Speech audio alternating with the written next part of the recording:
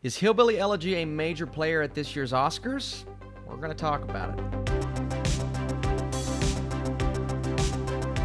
What is up, Netflix fans? Welcome back to my channel. Hillbilly Elegy drops on Tuesday, November 24th. I want to say thank you to Netflix for providing me this screener. We're going to talk about whether the movie is worth watching or not, what are its Oscar chances, and let's do it. So a Yale Law student drawn back into his hometown grapples with family history, Appalachian values, and the American dream. So J.D. Vance wrote this book in which the movie is based off of. The film stars Amy Adams, Haley Bennett, Glenn Close, and a lot of individuals were talking.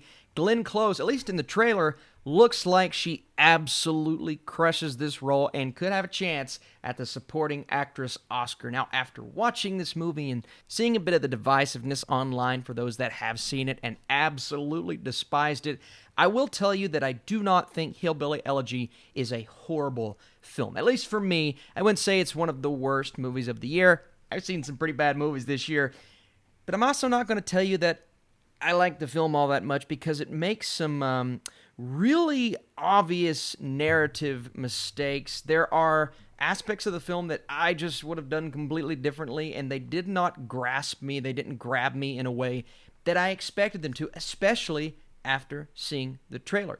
And for me, someone who grew up in Appalachia, I actually grew up in a holler. The entirety of my family, they're all from the hills of eastern Kentucky, so I kind of expected certain things to be hit upon going into this film, elements that had a good opportunity to showcase themselves, elements that I never really saw watching this film. And I don't know if that's the book itself, a book that I've never read, or the adaptation, the translation of that to the screen. I think Ron Howard made decisions that didn't serve the movie all that well. And if we look at those performances, I actually really liked Glenn Close. I thought she did a great job, but some of her dialogue did not necessarily work for me. Amy Adams, I kind of projected her to get nominated for an Oscar prior to seeing this film. I don't know if I'd go that far now. She didn't necessarily have that Oscar moment. She didn't have the dialogue to work with when it comes to something like that, but I still think Amy Adams was good. Where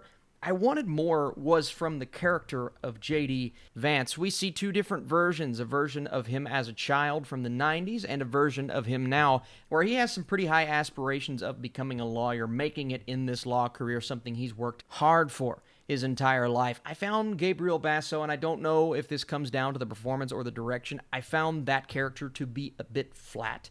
I understood what pushed him. I understood what drove him to be what the movie tells us as better than what his circumstances were prior. And, doesn't come from the best circumstances, but pretty much everyone involved with his backstory always had a one-track mind. They were always either angry or a little too intense or not very understanding, and it never gave us two or three dimensional characters. Everyone seemed to be one-dimensional, especially when we got those flashbacks of his character in the 90s. Now, I did think young J.D. Vance had a bit to work with, right? His relationship with his grandmother, a.k.a. Mamaw, which is funny, because that's what I called my grandmother. And Close does have a few scenes that makes me think if anything is going to get nominated here, it could very well be her performance.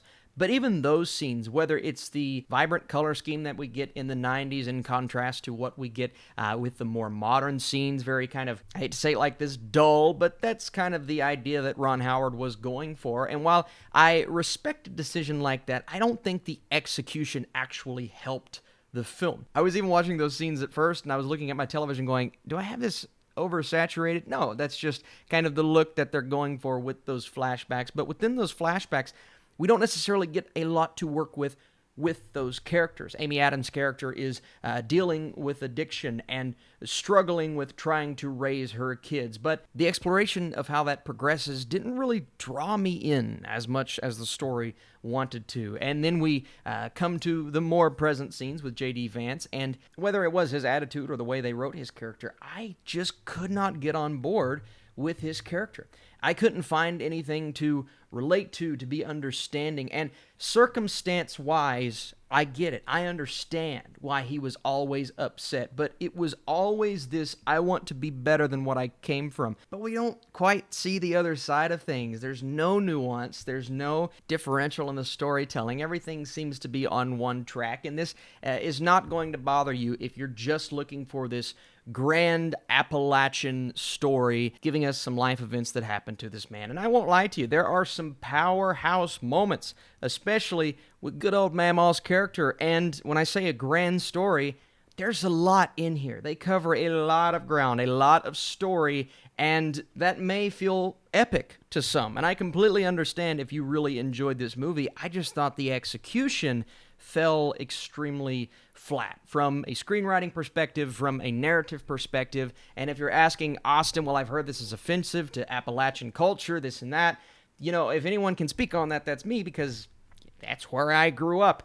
I didn't necessarily find it to be offensive. I just found his mentality about certain things to kind of be like, okay, I don't know if I necessarily agree with the way the story is being told. I don't know if I see this as more of just kind of an Oscar baity movie for Netflix, because honestly, after watching, that's kind of what it felt like. And even though, again, impactful and emotional moments, they did not hit me like they intended. So overall, I found Hillbilly Elegy to be a bit flat. I wanted more, got some interesting performances for sure, but in terms of you all, I need your comments down below. Thank you so much for watching this review. If you enjoyed it and you want to drop a thumbs up, that would be awesome. As for my score, I think I'm going right down the middle, because with the bad was some good.